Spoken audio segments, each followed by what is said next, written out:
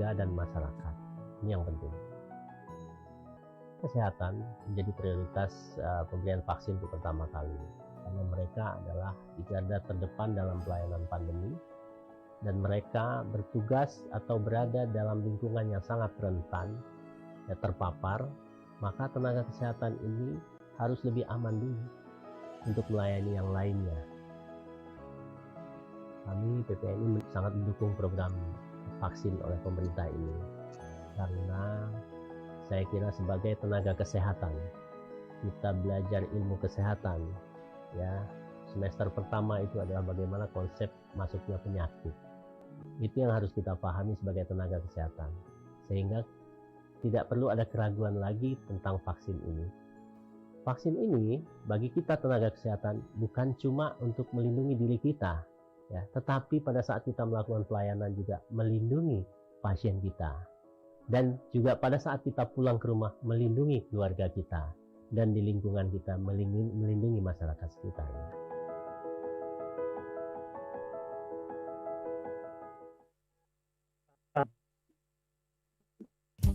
Kanal Inspirasi 94,4 FM Pro 1 RRI Makassar. Assalamualaikum warahmatullahi wabarakatuh. Selamat pagi pendengar RRI Makassar dimanapun Anda berada. Terima kasih Anda masih bersama kami di Pro 1 RRI Makassar. Kali ini bersama saya Alfian yang menemani Anda dalam dialog interaktif Lintas Makassar Pagi. Nah, kita akan bersama untuk 1 jam ke depan, kurang lebih sampai jam 10 pagi. Kita bahas topik pada pagi hari ini, tolak vaksin, sanksi menanti. Tolak vaksin, sanksi menanti. Nah, pendengar Pro 1, Presiden Republik Indonesia telah menandatangani Peraturan Presiden Nomor 14 Tahun 2021 tentang pelaksanaan vaksinasi dalam rangka penanggulangan pandemi COVID-19, ya. Nah, di dalam Perpres tersebut, ya, terutama di ayat 4, setiap orang yang telah ditetapkan sebagai sasaran vaksin COVID-19 yang tidak mengikuti vaksin COVID diberikan sanksi. Yang pertama, penundaan atau penghentian pemberian jaminan sosial atau bantuan sosial. Kemudian, penundaan dan penghentian layanan administrasi pemerintahan, dan juga ada dendanya. Saya akan membahas topik ini dengan para pembicara. Dr. Arman Bausat dari Rumah Sakit Dadi, Direktur Rumah Sakit Dadi Makassar. Kemudian sebentar juga saya bersama dengan pakar hukum, ya, Bapak Dr. Saharudin Daming. Nah, ini kita terkait dengan hubungannya, kaitannya dengan hak asasi manusia, ya. Oke, apakah kemudian dengan adanya sanksi ini, bagaimana kaitannya nanti dengan sudut pandang HAM, hak asasi manusia? Pertama-tama saya bersama dulu dengan Bapak Dr. Arman Bausat, Direktur Rumah Sakit Dadi Makassar. Dr. Arman, Assalamualaikum, selamat pagi. Waalaikumsalam, selamat pagi Pak. Ya, Dr. Arman dengar suara saya? Halo? Iya, dengar, Oke, Pak. baik. Halo, ya. Terima kasih Pak Dr. Arman sudah bergabung bersama kami pada pagi hari ini. Semoga sehat selalu Pak Dokter dalam menjalankan tugas Anda sebagai seorang pimpinan tenaga medis di Rumah Sakit Dadi yang merupakan rumah sakit rujukan untuk penanganan COVID-19. Juga di rumah sakit ini menandai awal pemberian vaksinasi COVID-19 pada Januari lalu. Mudah-mudahan ini sebuah awal yang baik bagaimana negara kita memerangi, mengakhiri pandemi COVID-19. Pemerintah, Presiden telah mengeluarkan Perpres, ya, untuk COVID-19. Jadi masyarakat yang namanya tercantum nantinya yang wajib ikut vaksinasi ini harus, mau tidak mau mereka harus mengikuti program vaksinasi dari pemerintah, ya. Karena saya mungkin belum bisa memaparkan apa yang menjadi pertimbangannya, tetapi mungkin Pak Dr. Arman selaku tenaga kesehatan, perwakilan juga dari pemerintah, bagaimana melihat, menilai peraturan, aturan yang kemudian sudah dikeluarkan oleh pemerintah ini, Dr. Arman? Iya. Ya, Assalamualaikum warahmatullahi wabarakatuh. Selamat pagi. Iya, jadi terima kasih. Jadi sehubungan dengan keluarnya Perpres tahun 2021 tentang ancaman atau sanksi atau denda untuk orang-orang yang ditunjuk untuk menerima vaksinasi, itu sebenarnya adalah upaya pemerintah dalam mencegah atau mengurangi penyebaran pandemi virus corona di Indonesia. Memang kalau kita lihat sekarang ya, untuk di Sulawesi Selatan itu kalau tidak salah laporan kemarin yang saya baca di grup itu untuk nakes saja itu baru mencapai 50% dari total nakes yang rencana divaksin. Tapi 50% ini kan juga bukan berarti nakesnya tidak mau. Nah, ini banyak faktor mungkin menyebabkan ada beberapa nakes yang tidak sempat divaksin. Contoh mungkin mereka penyintas ya. Pernah menderita COVID-19. Kan aturan yang mengatakan penyintas kapan divaksinasi kan belum jelas sampai saat ini. Jadi yang mungkin masih merasa dia pernah menderita COVID, ya itu mungkin merasa kekebalan tubuhnya masih ada. Dan teori-teori yang mengarahkan untuk kapan penyintas atau kapan petugas nakes rame-rame kita vaksin diri supaya ya vaksin ini kan sangat bermanfaat ini. Cuman memang orang terlalu ketakutan, Pak. Orang merasa vaksin ini beresiko tinggi. Padahal vaksin ini kan sama. Saya secara pribadi vaksin ini sangat aman. Kenapa? Sama dengan vaksin-vaksin lain. Vaksin itu kan dasarnya virusnya dilemahkan. Jadi vaksin ini berisi virus yang dilemahkan. Artinya pada waktu disuntikan ke dalam tubuh, vaksin ini tidak memiliki kemampuan untuk menginfeksi. Ya, tidak mampu. Nah, tapi lemah dia. Tapi virus ini tidak memiliki kemampuan untuk menginfeksi. Tapi virus ini akan diidentifikasi oleh kekebalan tubuh kita sebagai musuh. Sehingga dibuatkan rekaman. Nah, itulah yang diharapkan nanti terjadi kekebalan.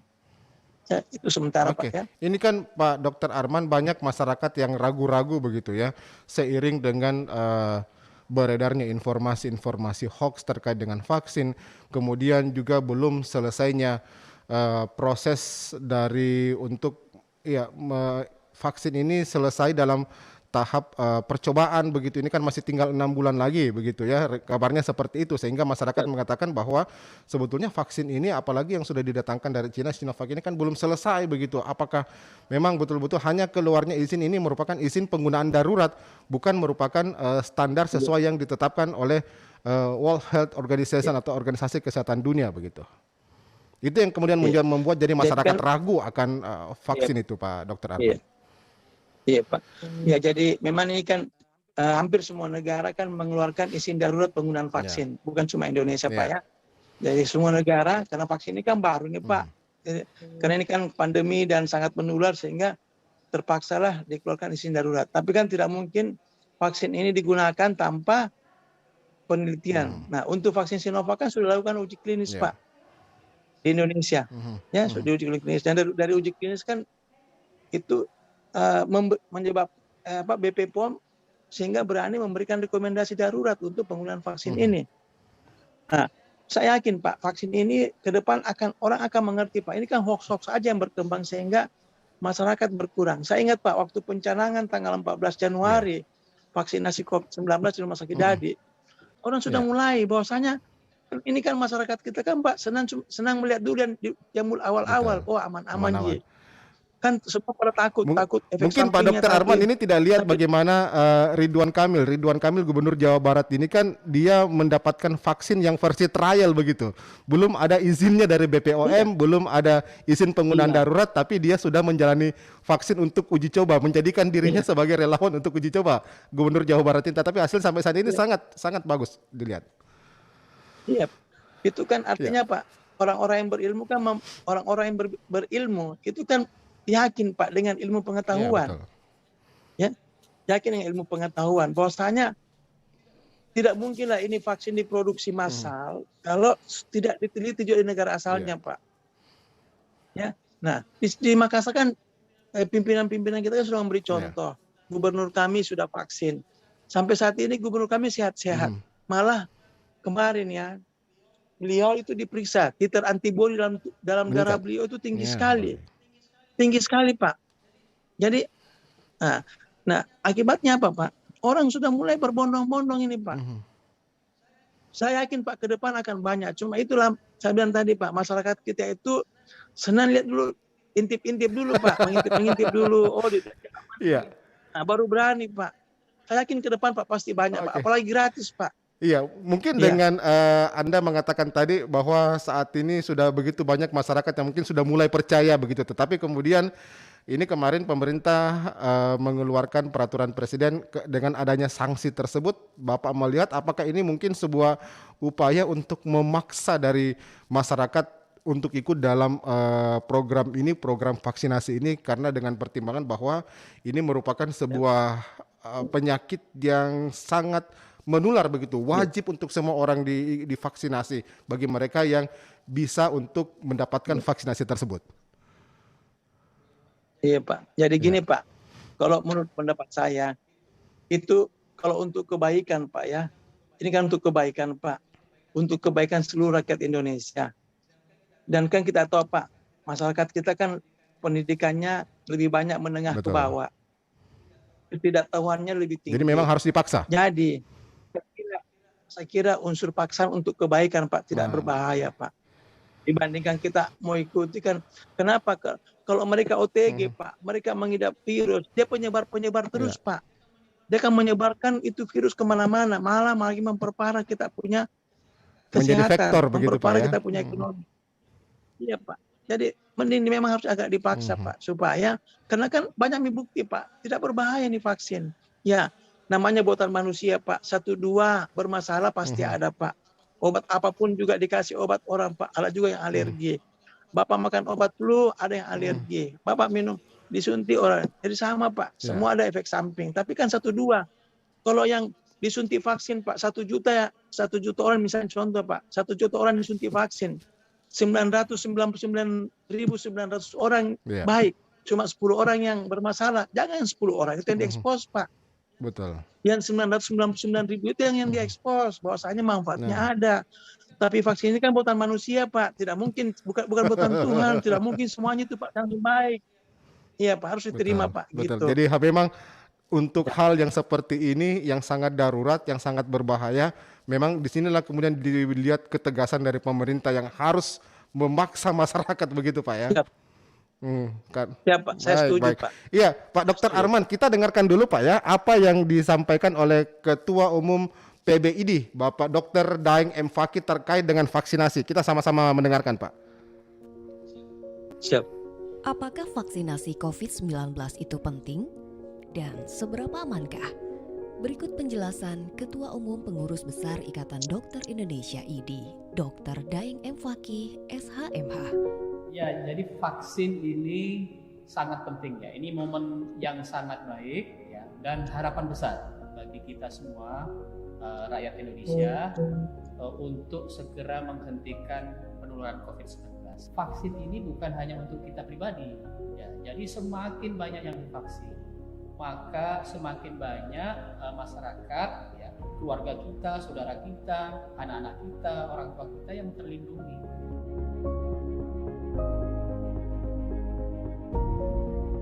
Semua vaksin yang akan disuntikkan ke masyarakat, ya, ke rakyat, ke orang per orang, itu harus terjamin keamanan dan efektivitasnya. Otoritas di Indonesia dilakukan oleh Badan POM dan standarnya sama, prosedur standarnya sama karena itu standar internasional yang dikeluarkan oleh WHO.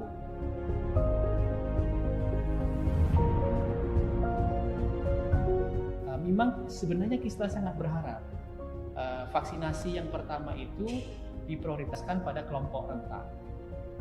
Kelompok rentan ini banyak. Salah satunya kelompok rentan dan mungkin sangat rentan adalah tenaga kesehatan. Kenapa sangat rentan? Sekarang tenaga kesehatan yang tertular banyak sekali dan yang gugur itu sudah lebih dari 500 orang. Sehingga diprioritaskan mendapatkan vaksin pertama kali supaya kekebalan di tubuh tenaga kesehatan terbentuk. Dengan seperti itu maka dia tidak gampang tertular. Ini sangat penting untuk mengurangi kematian pada petugas kesehatan.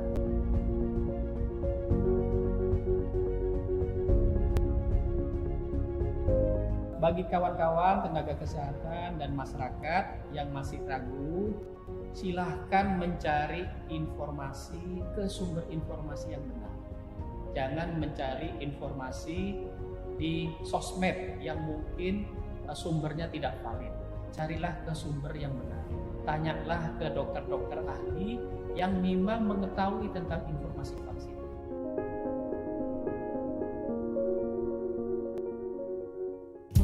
Kanal Inspirasi 94,4 FM Pro 1 RRI Makassar. Ya, pendengar Pro 1 di manapun Anda berada, terima kasih masih bersama kami ya. Dan kami masih bersama dengan Bapak Dr. Arman Bausat, Direktur Rumah Sakit Dadik Makassar. Ini rumah sakit merupakan pusat atau salah satu rumah sakit rujukan untuk penanganan pasien COVID-19 di Sulawesi Selatan. Dan tadi juga kami telah menghadirkan ya apa yang menjadi himbauan dari pengurus atau ketua umum Pusat Ikatan Dokter Indonesia, Dr. Daeng M. Fakih, bahwa vaksin itu bukan untuk pribadi. Semakin banyak orang yang divaksin, maka semakin banyak orang yang terlindungi ya. Tingkat penyebarannya pun juga penyakit ataupun juga COVID-19 ini dapat semakin diminimalisir, dan target bahwa kita tak akan terbentuk herd immunity itu yang mungkin menjadi harapan kita, begitu Dr. Arman ya, bahwa dengan vaksin ini akan terbentuk herd immunity, kekebalan yang maksimal terhadap seluruh bangsa ini, sehingga kita bisa dapat sama-sama mengakhiri COVID-19 ini. Ya, bagaimana Dr. Arman melihat ini vaksin? Iya, jadi pernyataan Ketua ID Pusat Pak Dr. Daeng Fakih itu sudah betul sekali Pak ya. Jadi tujuan utama vaksin ini adalah mencegah kita sakit dan mencegah penularan. Ya, itu aja Pak. Tujuan utama vaksinnya mencegah kita sakit dan mencegah penularan. Kenapa? Setelah kita vaksin kan otomatis kekebalan tubuh kita ada. Nah, kalau kita kena COVID kan kita mencegah penularan ke orang lain Pak. Itu aja Pak intinya. Mencegah kita sakit, mencegah penularan. Ya. Oke. Itu Pak. Mencegah sakit, mencegah penularan, ya. Tetapi kemudian masih banyak masyarakat kita yang masih percaya dengan informasi yang beredar di sosial media. Ini yang kemudian menjadi tantangan tersendiri bagi kita bersama-sama.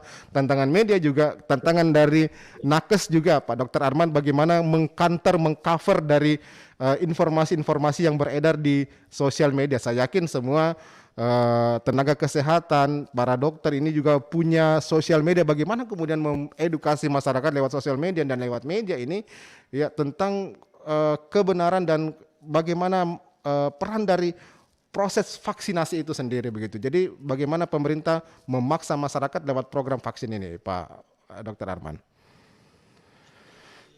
Ya, jadi gini Pak. Jadi kami kebetulan kan kami sekarang jadi juga tempat vaksinasi untuk masyarakat. Jadi kami memang sudah melakukan edukasi, ada sosmed bahwasanya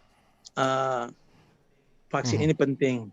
Ini fokus kami ke internal kami dulu, ya, karena terus terang di internal kami juga, jujur kami katakan banyak juga pegawai kami yang tidak mengerti.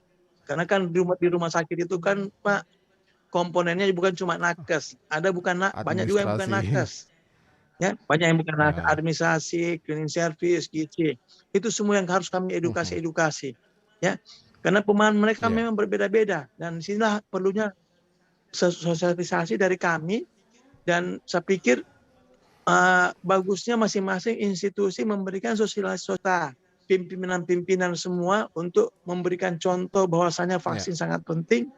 Itu diperlukan sekali.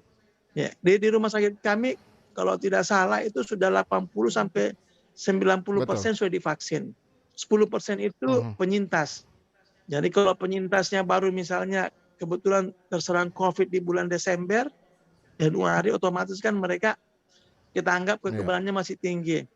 Karena kami belum jelas tahu kapan penyintas ini divaksin yang sebenarnya. Ada yang coba-coba, namun baru Pak, istilahnya teori, belum Iya. ada yang berkembang di sini.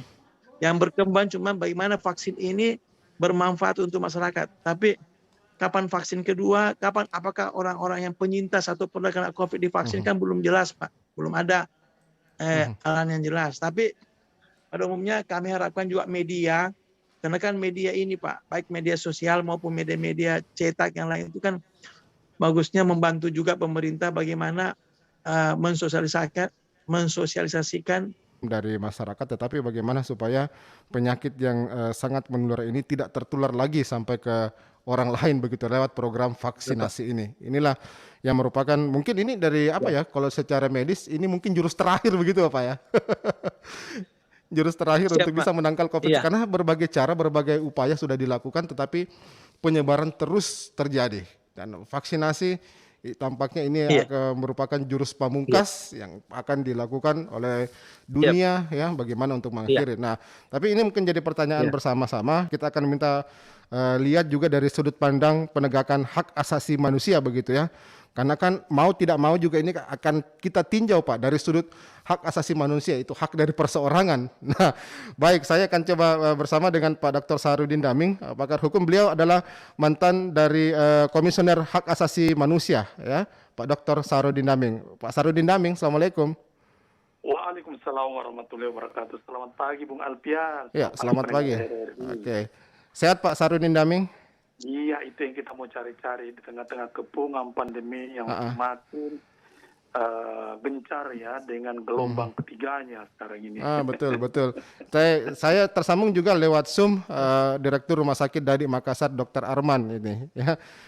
Kayak yang namanya sudah sebenarnya masuk dalam daftar untuk wajib vaksinasi tapi kemudian menolak itu bisa kena sanksi ya. Kemudian ini dianggap bahwa upaya ini merupakan cara pemerintah memaksa bahwa untuk masyarakat ikut dalam program vaksinasi ini supaya penyakit ini jangan sampai kemudian menular karena kita tahu bahwa COVID-19 merupakan merupakan penyakit yang sangat menular sampai saat ini dan vaksinasi ini diharapkan merupakan sebuah jurus pamungkas untuk mengakhiri pandemi ini Pak Saharudin Daming. Anda sendiri melihat perpres ini gimana Pak dari sudut pandang hak asasi manusia?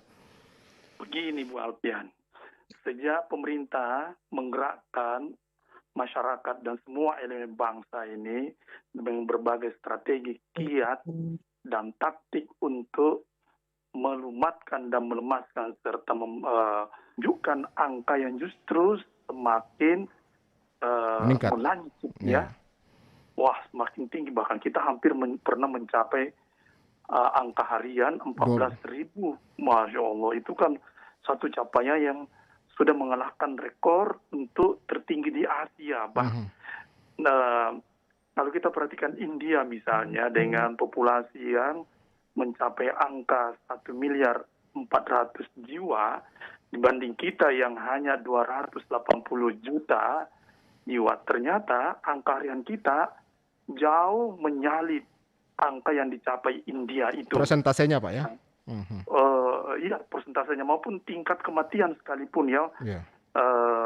Jadi populasi harian kemudian akumulasi dan tingkat kematian mortalitasnya itu sekarang Indonesia mencatatkan diri sebagai yang tertinggi di Asia.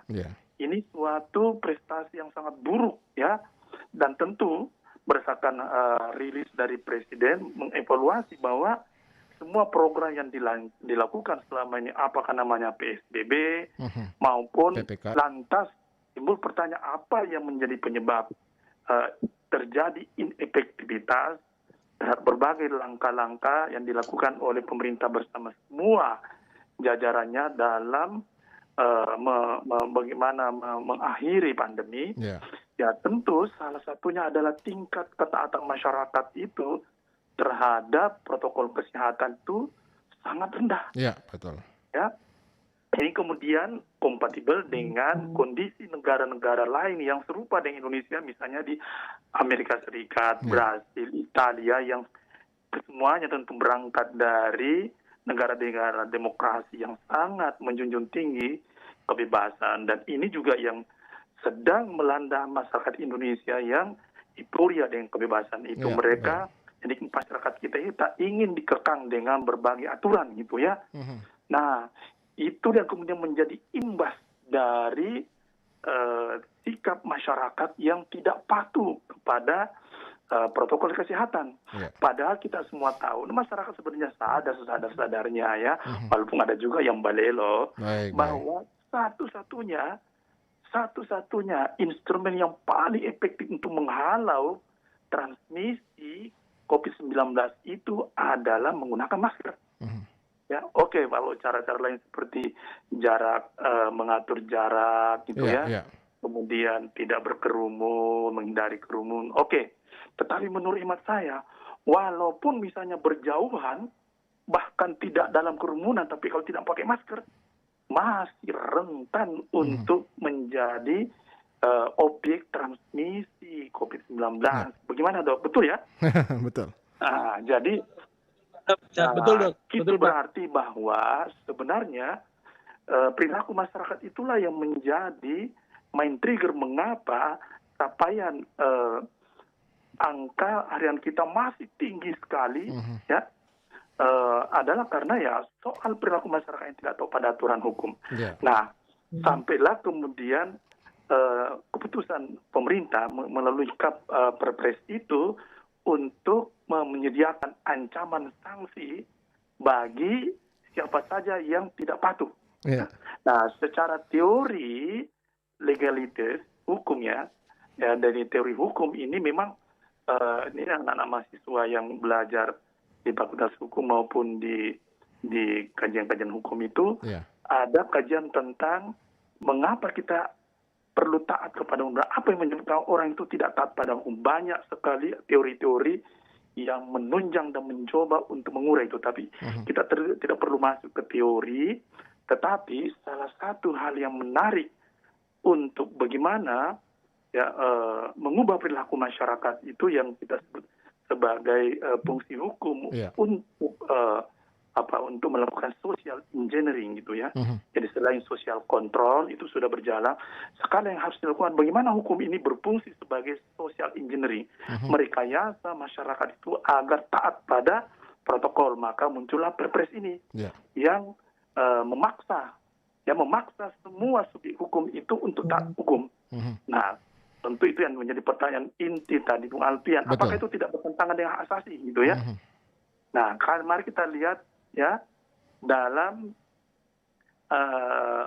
International Covenant on Civil Political Rights yang biasa kita sebut ICCPR yang dikeluarkan oleh Majelis Umum Provinsi Kalimantan tahun 1966 yang kemudian kita sudah ratifikasi berdasarkan Undang-Undang Nomor 12 tahun 2005, itu masih zaman SBY ya, yang meratifikasi komponen internasional tentang hak sipil dan politik. Di artikel 13-nya menyebut bahwa negara, nah ini penting didengar oleh masyarakat nih, Bung Alfian. Negara berwenang untuk membatasi ya, ada kata restriktif ya, membatasi hak asasi warga negara ya, asal itu memenuhi beberapa syarat. Salah satunya adalah apa yang dimaksud dengan public health. Jadi ini adalah hak kesehatan masyarakat. Ini kalau anak FKM yang mungkin di Fakultas FKM ya, Dok ya, ini pasti belajar semua ini ya. Jadi demi untuk menyelamatkan keselamatan manusia, maka public health itu harus dicapai. Makanya sekarang ini salah satu yang harus dilakukan oleh pemerintah adalah melakukan vaksinasi. Vaksinasi itu untuk apa? Untuk membentuk apa yang dimaksud dengan public immunity, ya kan? Nah, dokter saya kira lebih tahu ini daripada saya ini ya. Betul. Nah, itu satu-satunya jalan untuk menuntut itu. Nah, bagaimana kalau ada masyarakat yang tidak mau ikut? Wah, ini kan menjadi soal besar. Kenapa? Karena itu selain merusak tatanan, melanggar hukum, kemudian juga mencelakai dirinya sendiri, mencelakai orang lain. Karena dengan tidak terimunisasi, itu kan berarti yang bersangkutan ya rentan akan menjadi bagian dari transmitter. Nah, kalau dia menjadi transmitter kan mengancam orang di sekitarnya. Padahal yang kita ingin bentuk adalah bagaimana ada yang disebut dengan public immunity itu. Tapi kalau ada masyarakat yang tidak mau ikut, wah, ini kan berarti tidak mau tunduk pada aturan negara. Nah, sebagai warga negara yang baik, salah satu kewajiban kita itu diatur dalam pasal 27 Bung Alpi yang UUD 1945 itu. Bahwa setiap warga negara bersamaan dengan kedudukannya ya dalam hukum dan wajib taat dan tunduk pada hukum dan pemerintah itu. Ini kan konstitusi, Bung, ya. Baik. Jadi kalau warga negara yang balelo, mari kita evaluasi ya jati diri kewarganegaraannya. Ini kan demi keselamatan kita semua. Kalau tidak ada tujuan lain ya bolehlah misalnya kalau Anda dipaksa. Pak Saharudin Daming, kita jeda dulu sebentar. Saya akan tanya pada Dr.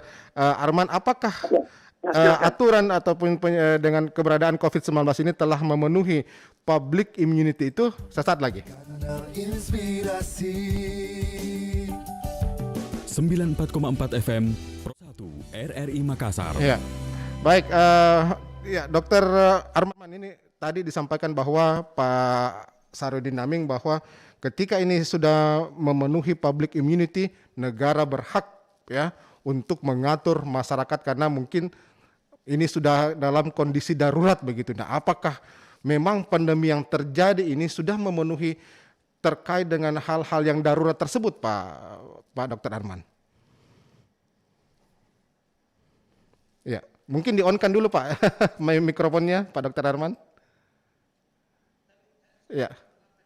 Tapi saya kurang paham tadi pertanyaan Pak. Jadi public betul, immunity kan itu betul. Ingin mencapai kekebalan masyarakat tersebut ya? terkait dengan adanya pandemi ini supaya jangan sampai kita tertular dengan penyakit begitu Pak. Ini yang ingin dicapai. Iya. Jadi kan ini kan yang nanti mengarah ke herd immunity kan? Herd immunity. Jadi public immunity kan sama yang herd immunity. Jadi ya, jadi saya kira dengan yang tadi disampaikan sama beliau bahwasanya memang tujuannya nanti ke arah sana kita. Bahwasanya, nah untuk tahap ini kan saya kira jumlah orang atau orang yang rentan divaksin kan belum memenuhi target. Iya, dari harapan yang diharapkan. Jadi tapi kan minimal diharapkan nanti sudah mulai menurunkan angka prevalensi kejadian terkonfirmasi positif secara harian. Dan kita kan bisa melihat data-data kemarin bahwasanya ya mudah-mudahan dengan penurunan kasus ini mungkin karena kita lihat kemarin kan kasus di Indonesia kan 6.000 lebih saja dibanding sebelum sampai 14.000. Ini mungkin tadi adanya program vaksinasi dan ketatnya protokol kesehatan, penerapan protokol kesehatan. Nah, mudah-mudahan ini semua jalan Pak, karena terus terang Pak jujur, seluruh masyarakat Indonesia sudah jenuh dengan ini pandemi ini Pak. Ya, jadi sekarang saya kira semua orang akan siap menerima ini kenyataan. Memang awal-awalnya semua orang bereaksi, semua membuat teori-teori sendiri Pak. Masyarakat membuat teori sendiri. Di kalangan medis pun juga Pak, itu terpecah kita Pak. Kadang-kadang ada yang berpendapat begini, ada berpendapat begini. Tapi dengan berlarut-larutnya nih pandemi ini Pak, ini akhirnya orang semua saya lihat sudah mulai ada kata sepakat, kata sepaham bahwasanya memang kita harus bersama-sama menyelesaikan pandemi ini. Nah, insan kesehatan Pak terus terang saat ini itu sudah mulai satu kata bahwa vaksin ini sangat berguna untuk mencegah penularan COVID-19. Di samping tadi protokol kesehatan Pak yang tidak boleh lepas. Baik. Itu barangkali Dr. Arman dan Pak Saharudin Daming, tadi ada beberapa masyarakat juga yang sudah menyampaikan pendapatnya lewat opini publik. Dan kemarin sekarang saya undang lagi mendengar lewat telepon 3621-853. Kita dengarkan sama-sama apa pendapat pendengar masyarakat. Halo. Halo, Assalamualaikum. Waalaikumsalam. Dari siapa Pak? Dari Pak Jono di Makassar ini. Pak Jono di Makassar. Silakan Pak Jono. Selamat pagi Pak Saharudin Daming. Selamat pagi Pak Jono. Pak Dr. Arman. Selamat pagi juga. Pagi. Memang ini penanganan COVID pagi, Pak. di sini tidak serumit di negara lain lah. Karena saya kira kalau murni hanya untuk menangani COVID, saya kira tidak serumit ini. Iya. Mungkin ada faktor lain. Faktor politik, ekonomi. Semua bercampur menjadi satu. Jadi itu susah, di situ letak susahnya. Yang kedua, pemerintah dari awal memang tidak konsisten dengan aturan yang dia buat. Selalu berubah-ubah dari waktu ke waktu. Iya, sehingga yang membuat kepercayaan masyarakat terhadap pemerintah makin hari makin menurun. Berubah dari sisi mana Pak? Mungkin bisa dijawab. Iya. Baik. Dengan begitu bangganya, begitu sombongnya, mengatakan bahwa tidak akan masuk di sini. Iya. Di situlah ada letakkan bahwa itu tidak keseriusan sebenarnya dari awal. Itu. Yang ketiga tadi memang tidak kesepahaman dari awal. Ada yang mau lockdown, ada yang tidak. Hanya dikatakan skala pembatasan skala besar lah, apa istilahnya. Iya. Itu kan tidak ada satu suara. Itu pemerintah sendiri. Jadi bagaimana mau artinya ini COVID mau tuntas dengan tepat kalau mereka sendiri tidak sepaham. Tidak ada satu kata bagi mereka. Presiden bilang begini lain, stafnya lain juga. Gimana? Tidak ada satu suara. Jadi tolonglah. Kalau memang mau serius ini mau menuntaskan COVID, tolong keluarkan peraturan yang memang berlaku untuk menyeluruh. Tidak, dan ada yang harus tegas. Dan lagi kata-kata ini itu ada keluarkan ini, membantai yang ini. Jadi kita masyarakat jadi bingung. Mana sebenarnya yang benar ini? Iya. Jadi tolonglah. Dan yang keempat betul Prof. Bahwa semua warga negara itu sama kedudukan di depan hukum. Saya tanya apakah selama ini memang pemberlakuan hukum itu terhadap negara itu sama dalam praktiknya? Iya. Nah terkait vaksin ini bagaimana Pak Jono? Kalau saya kira Pak Jono setuju nggak kalau masyarakat disanksi kalau misalnya tidak mau divaksin? Kalau Pak tidak usah ada sanksi begitu. Itu kan ada ancaman. Masa negara mengancam kepada masyarakatnya? Iya. Tapi kalau itu, kalau tidak ada juga jaminan ya. Apakah ada jaminan? Jaminan maksudnya jaminan apa Pak? Bahwa orang yang sudah divaksin akan terbebas dari virus. Ah itu dia. Baik. Apakah ada jaminan? Baik. Baik. Jadi saya kira tidak ada jaminan. Tidak ada jaminan bahwa orang yang tidak divaksin itu akan menularkan itu virus. Ya. Yang penting saya kira, yang perlu diperhatikan adalah protokol kesehatan. Itu harus ditambah. Tapi pemerintah itu kalau menetapkan suatu aturan, itu panas-panas di ayam. Saya kasih contoh di Makassar saja. Di awal saja tegas, tapi kesininya tambah longgar. Itu tidak diberikan lagi. Baik. Denda, ditemukan denda. Oke. Tapi setelah itu tidak ada lagi. Baik Pak Jono. Iya. Terima kasih. Baik. Terima kasih Pak Jono. Iya. Waalaikumsalam warahmatullahi wabarakatuh. Saya tidak bisa lama-lama Pak Jono ya. Kita dibatasi waktu. Ya. Saya tanya dulu pada Dokter Arman ini, Pak Dokter Arman. Saya tidak terima telepon dulu. Ada jaminan nggak? Katanya tadi kalau vaksin memang betul-betul bisa kita bebas dari COVID-19 ini, oke lah. Tapi mungkin ini kan tidak ada jaminan begitu, Pak Dokter Arman. Iya Pak. Terima kasih. Jadi memang untuk jaminan orang yang pernah divaksin tidak tertular itu tidak ada Pak. Tidak ada. Tapi minimal jadi begini. Jadi di dalam tubuh kita ini ada dua mekanisme pertahanan tubuh Pak. Ada pertahanan tubuh sesaat, manakala ada benda asing, ada kuman, ada virus masuk, ada pertahanan tubuh sesaat, semacam hansip Pak. Tapi ini kan terbatas kemampuannya. Ada juga pertahanan tubuh yang berjangka panjang Pak. Dia berjangka panjang. Nah, pertahanan tubuh yang berjangka panjang ini membutuhkan waktu untuk dia datang. Contoh misalnya Pak, ada kerusuhan. Yang muncul dulu Satpam. Security. Satpam itu muncul Pak. Sambil lapor ke security, sambil lapor ke Polda. Ada kerusuhan. Ya. Nah vaksin ini adalah upaya untuk merekam, mempersiapkan. Kalau nanti ada lagi masuk dia, sudah siap-siapin polisinya. Dibandingkan yang pertama baru mau menelpon polisi. Nah, kalau sudah divaksin Pak, polisinya sudah standby. Dia datang, mungkin dia bisa terinfeksi Pak kembali. Semua bisa terinfeksi Pak kembali. Tapi sudah ada nih Pak rekamannya. Manakala datang kembali, mungkin terinfeksi, tapi mungkin gejalanya ringan. Tergantung dosis. Nah, tergantung berapa banyak virus yang masuk. Makanya juga orang yang sudah divaksin bukan berarti dia sudah bebas Pak. Makanya orang yang divaksin tetap harus mematuhi protokol kesehatan. Jangan mentang-mentang sudah divaksin, mentang-mentang sudah ada kekebalan, dilawan itu virus Pak. Biar kita punya kekebalan 1000, tapi kalau masuk virus yang 10.000, kalah juga Pak. Jadi gitu. Jadi memang tidak ada jaminan Pak. Tapi minimal kan ini ada upaya pemerintah untuk mengurangilah efek-efek yang tidak diharapkan, mengurangi penularan, mengurangi angka kesakitan. kan mengurangi Baik. kematian. Pak Begitu semua, Pak. Pak Demikian, Sarudin Pak Kasar. Daming, Minta maaf. masyarakat Terima kasih, kayaknya Pak Jono. masih skeptis begitu Pak ya dengan apa yang upaya dari pemerintah ini. Anda sendiri melihat seperti apa begitu Pak? Begini Bu Alfian, kalau mencari-cari kelemahan kesalahan orang lain, terutama pemerintah, terlalu banyak yang bisa kita catat dan terlalu banyak yang bisa kita lihat.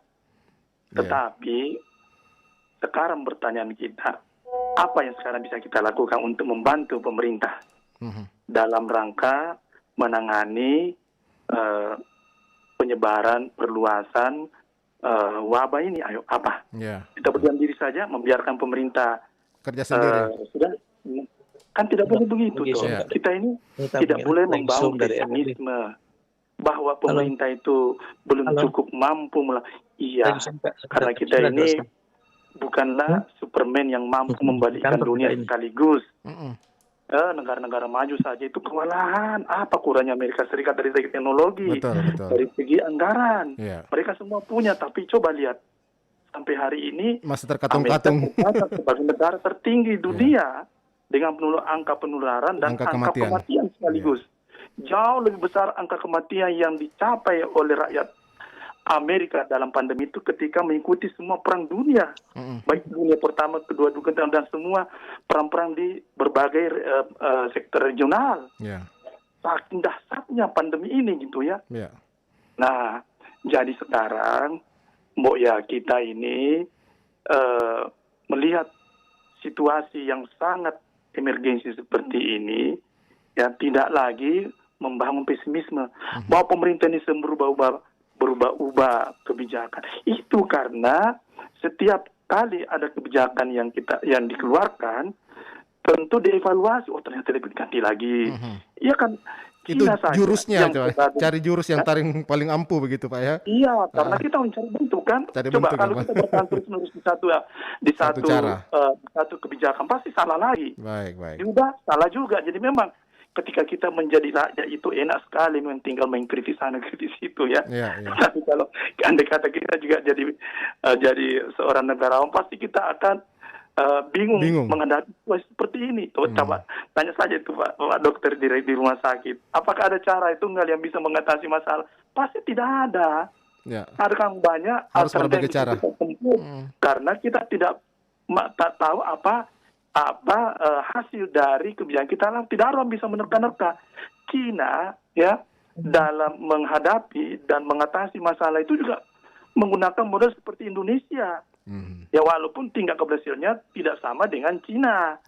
Ya angka kematian di Cina sampai hari ini tercatat tidak sampai 5.000. Betul. Ya lebih awal mengatasi masalah. Ya apakah berarti bahwa Cina itu ketat? Tidak juga. Kita sama. Kita Indonesia awalnya melockdown juga kan. Masih ingat 3 minggu pertama setelah Maret 2020 itu kan Presiden mengumumkan ya penutupan lokal. Jadi kita ini betul-betul nggak ada sama sekali, ASN saja tidak berkantor kan. Betul. Tapi apa yang terjadi? Ada konsekuensinya kan. Ekonomi menjadi terhambat. morat-marit. Betul. Itu yang kita mau. Iya betul.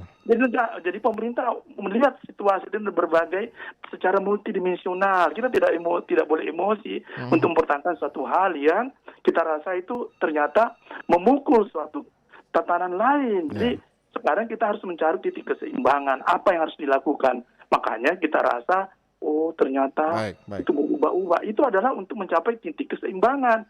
Karena negara lain juga melakukan bahwa negara lain ada melakukan lockdown. Kita juga pernah. Dan ada konsekuensinya.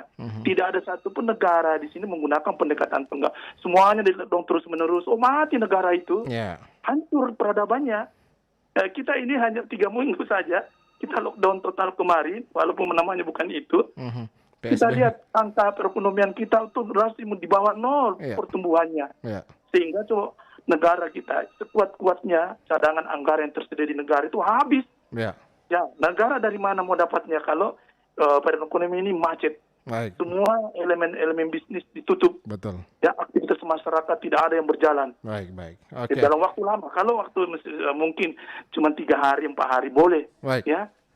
Tapi coba bayangkan kalau itu berlangsung terus-menerus.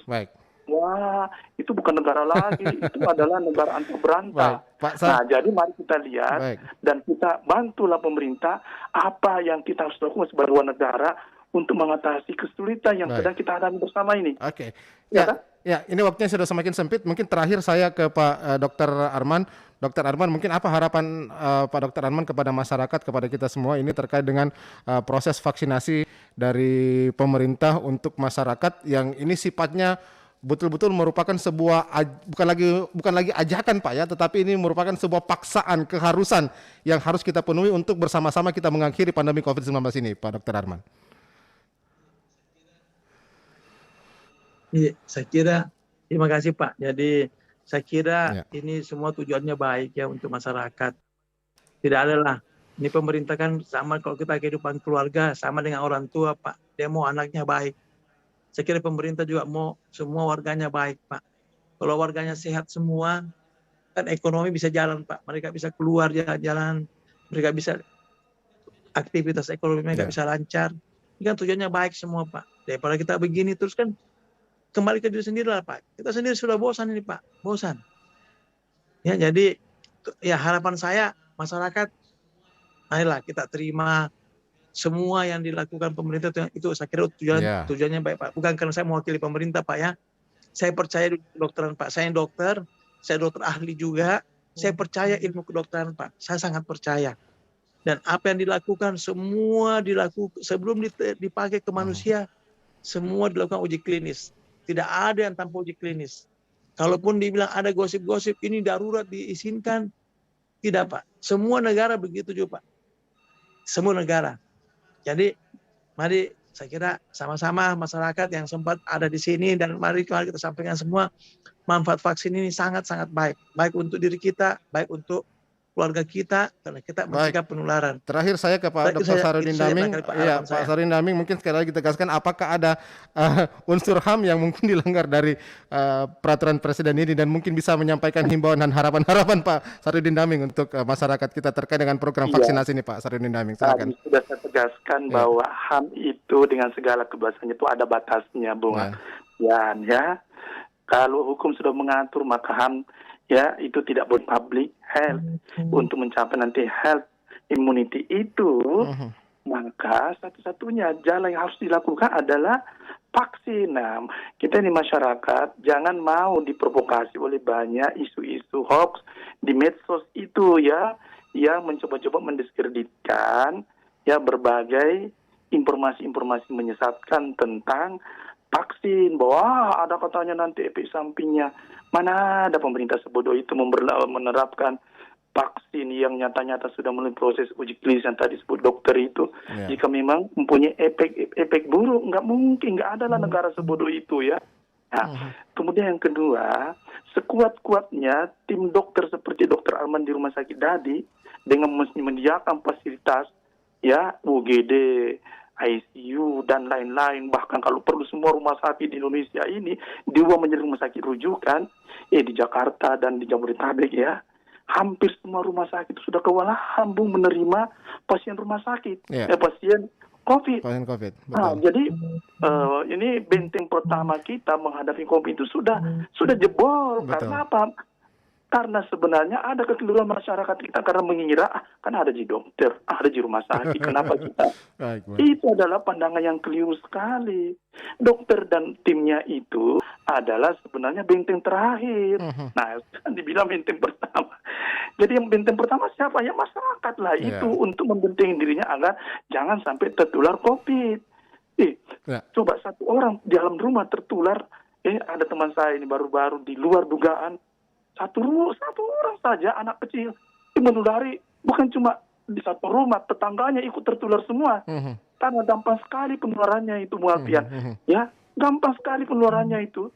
Dan orang tidak menyangka. Ini yang berbahaya yang disebut dengan pasien tanpa gejala itu karena dia kan tidak merasa sakit. Ya itulah yang perlu sekali menyebar yang mentransmisi COVID itu kemana-mana. Nah, Pak Sarudin mungkin merasakan bagaimana dampaknya ketika berada di Jakarta, Pak ya. Bagaimana suasananya? Di sini kita itu di Jakarta ini, ya, tingkat data masyarakat sudah kita anggap sudah bagus ya, tapi ternyata tidak bisa juga mengatasi kalau masyarakat itu ya sifatnya parsial ya. Kalau kita semua kompak seperti yang terjadi di Cina itu, serta terjadi di negara-negara seperti Vietnam, di Korea, itu tingkat harus jangan itu guru itu karena itu jalan masuknya. Bagaimana, Dok? Baik. betul. Ya. Iya, baik. Pak Dr. Saharudin, Pak Dr. Arman, terima kasih sudah bergabung lewat Zoom. Dr. Arman, ini kita sudah live di sosmed kami, di fanpage RRI, sudah live di YouTube, kita live di RRI Pro 1 bersama pakar hukum dan mantan Komisioner HAM Bapak Dr. Saharudin Daming. Beliau sekarang berada di wilayah Jabodetabek begitu, yang merupakan wilayah paling besar penyebaran COVID-19, dan mungkin beliau merasakan betul bagaimana suasananya di sana begitu, bagaimana rumah sakit di Jabodetabek yang tidak bisa lagi menampung, hampir kolaps begitu ya pasien COVID-19. Di Makassar bagaimana, Dok? Saya mau cek dulu. Kalau di Makassar bagaimana daya tampung rumah sakit di rujukan di Makassar? Apakah masih rasional? Siap. Iya, jadi alhamdulillah kasus di Makassar kan agak berkurang nih Pak, menurun. Kemarin tetap memang ini kadang ranking 5 tiba-tiba Desember Januari, tapi Februari ini hunian tempat tidur itu sudah berkurang hampir 50%. Kalau saya ke Makassar dulu, saya mau berkurang hampir semua ketemu dokter di rumah sakit, insya Allah. Betul. Baik.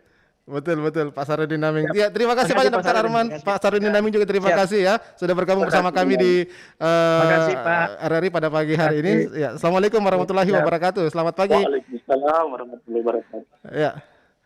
Saya pendengar dimanapun Anda berada, demikianlah kami sudah bersama Anda dalam dialog interaktif Lintas Makassar Pagi.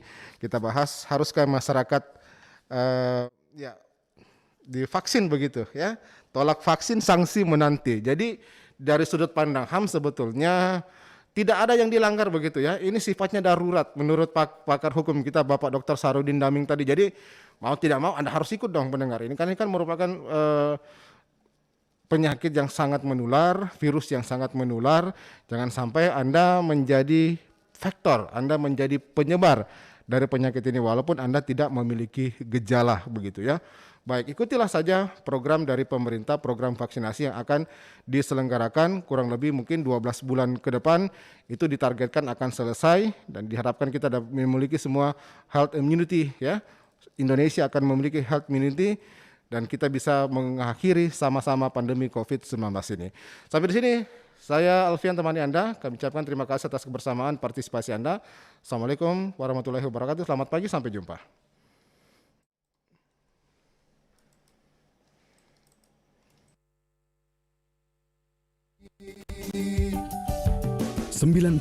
FM